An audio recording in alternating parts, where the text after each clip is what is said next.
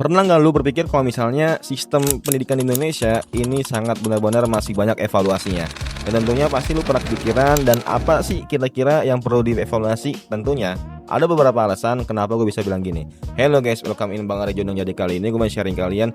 Ya banyak yang bilang kalau misalnya salah satu kritik dari sistem pendidikan Indonesia itu kalau misalnya sistemnya itu sering gitu lebih menekankan penyelesaian dari kurikulum dan juga beberapa hasil ujian ya. Jadi siswa-siswa mindsetnya intinya ujian gue hasilnya baik, intinya ujian gue hasilnya itu tinggi, nilainya bagus segala macamnya. Tapi mereka nggak diajarin prosesnya gimana dan cara menghadapinya bagaimana dan cara ngebimbingnya guru itu gimana. Bahkan kalau misalnya lu perhatiin sekolah-sekolah kalau misalnya sebelum ujian pasti dikasih kisi-kisi. Bayangin guys ya, lu sebelum ujian dikasih kisi-kisi, bukannya seharusnya itu dipelajarin yang dari awal sampai akhir, tapi malah apa? Dikasih kisi-kisi yang 85%-nya keluar semua. Itu mah bukan kisi-kisi, tapi itu udah sebuah soal bocoran ya.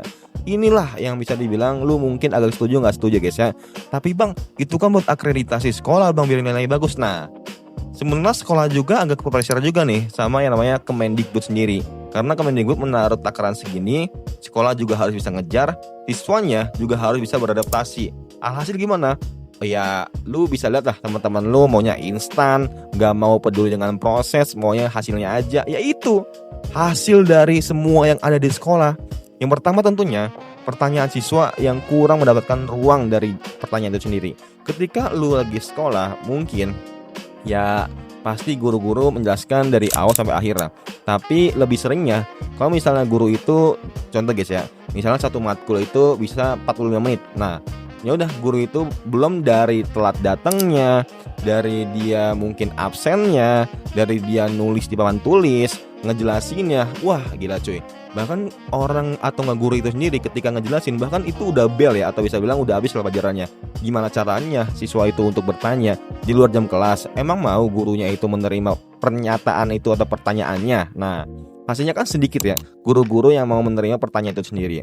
Yang kedua tentunya terlalu mengejar target kurikulum. Nah ini penting banget guys ya. Gue tau lah kurikulum ini sebagai pondasi, sebagai prinsip, sebagai patokan, sebagai tiang landasan lah.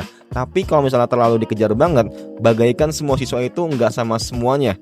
Masing-masing punya ya bahasanya kelebihan masing-masing ya, punya skill masing-masing, punya batasan masing-masing. Tapi kalau misalnya terlalu dipaksa, terlalu benar-benar di pressure, terlalu benar-benar dilonjakin lah, ya itu malah yang ada siswanya itu ya udah lu bisa lihat sendiri hasilnya gimana.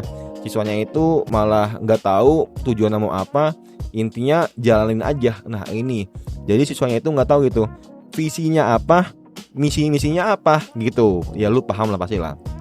Yang ketiga atau yang terakhir tentunya fokus sama nilai dan sama ujian. Pahamin guys ya.